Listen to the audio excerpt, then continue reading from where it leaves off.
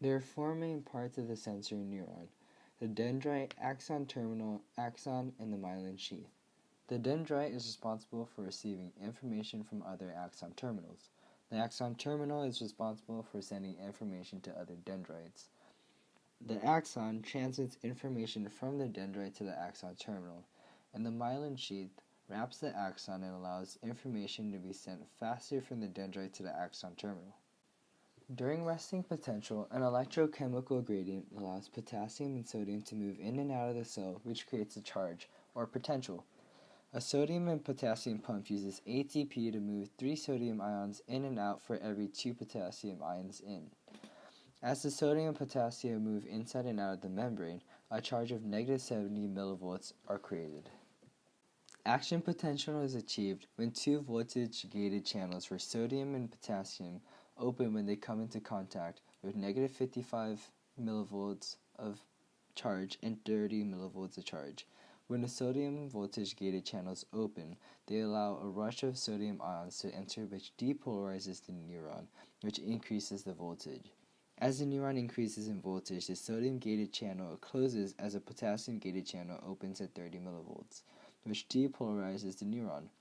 Information flows from the dendrite to the axon terminal when a segment of the axon depolarizes, which in turn polarizes the next segment, and so on until it reaches the axon terminal.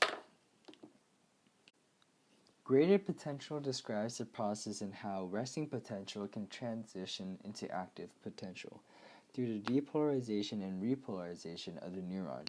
A stimulus enables membrane potential and voltage to increase as it depolarizes and reaches until it passes the threshold, in which the resting potential will switch into active potential and begin to repolarize the neuron. Information in the nervous system is transmitted through neurons that use neurotransmitters to cross through synapses to connect to other neurons. A neuron exchanges information with this process. An action potential brings the calcium from outside of the neuron and enters through calcium channel. Then they attach to the surfaces of presynaptic vesicles. The calcium ions bring out proteins from inside the vesicles so that the vesicles can be attracted to other proteins.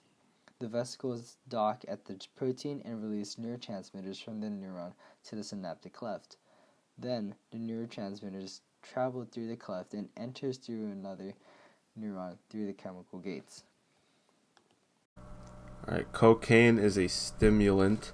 It enters the brain through the bloodstream, and the way that its effects show up is it blocks the dopamine receptors from calming the brain down, which brings a lot of pleasure and a lot of alertness and hyperactivity.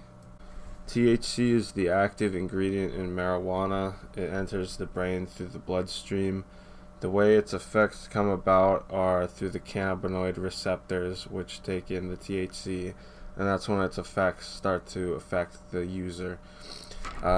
Such effects would be impacted memory and coordination, so they won't be able to control their bodies as much, but judgment and pleasure are increased, meaning the person might feel a little happier or act differently. Caffeine is the active ingredient mainly found in coffee. It enters the brain through the bloodstream like the other drugs, most drugs. And the way its effects come about are caffeine will block the adenosine receptor, and the adenosine receptor is responsible for taking in adenosine, which makes us calm and sleepy. So the results of this would be high energy and alertness, which is why if someone drinks a few cups of coffee, they're usually alert and ready for work, or just bouncing off the walls.